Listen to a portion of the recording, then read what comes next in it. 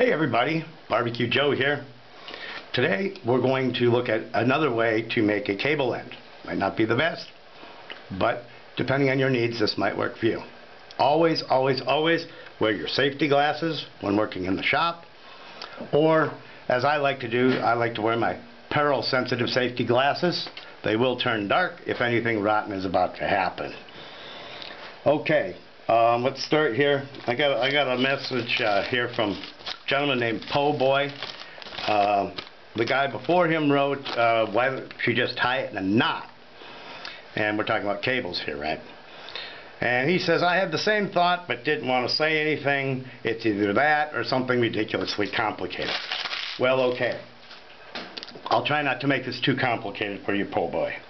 So, I did this mod for a Mikuni carburetor. And let's go over a few things that you're going to need. You're going to need a voltage meter. Why do you need a voltage meter? Well, it's always good to check the voltage of any wire before you touch it or do anything with it. See? Okay, no voltage. Anyways, you're going to need an oxyacetylene setup,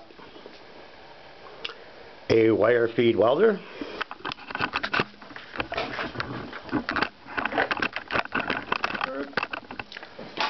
a hacksaw, a pencil, a propane torch, some tin solder with a little silver in it, some flux, some clippers, strippers, nippers, crimpers, a razor blade, a 16-inch cold chisel. Nothing else will do but a 16-inch cold chisel. Why the cold chisel, you ask? Because if I can't fix it with baling wire or duct tape, I can fix it with a 16-inch cold chisel. Next, you'll need a monkey wrench, measuring tape, a speed square, a good pair of nippers, some carburetor cleaner, a cordless drill, a mouse trap, a scale, and, oh yes, something to keep from burning your fingers. Nobody likes burnt fingers. You'll need a monkey wrench. And last but not least, a turkey baster. Okay, now let's get to the crux to the issue here. Some people have talked about using lead, drilling holes in a piece of wood, melting some solder into the wood, and then stuffing your cable into the wood and letting the solder set up. I tried that. Didn't work so well. But it was only my first try. I gave up. Okay, what we have here, and I'm kind of sorry about this, but the only thing I happen to have is just a very short piece of cable.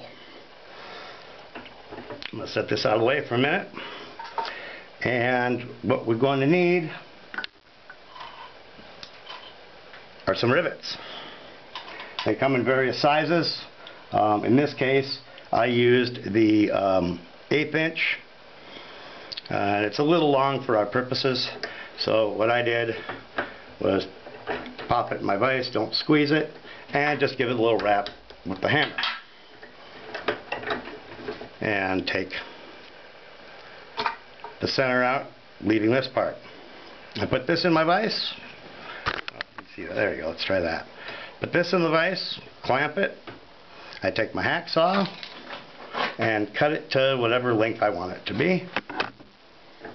For this case, I'm going to use a little larger rivet just for the video aspect of it all. So you've got this end here, which is useful for some things. I used this end here. Like I said, this is a larger size just for video. The Mikuni carburetor was a little tricky, so I ended up using the much thinner 1/8 inch. They come in different sizes: 1/8 inch, 3/16, 1/4 inch. Depending on the size of your cable, you might want to look at that. So anyways, what I did, this poor wire's been beat up quite a bit. from all kinds of different experimentation. Well, what you do is you slide your little piece of aluminum. They also come in steel if you like. If you want, you can fray up the end a little bit if it makes you feel better. I don't think it's necessary, but it can be done. Next, grab your wire crimpers. Personally, I like this one right here. It gives us a nice big dent. Go ahead, put that there. Give it a good squeeze. Take her out. Another squeeze.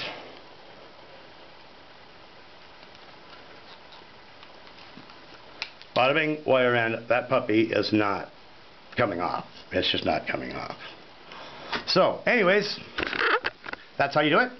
If there's any questions, please feel free to ask, and have a good day. Bye.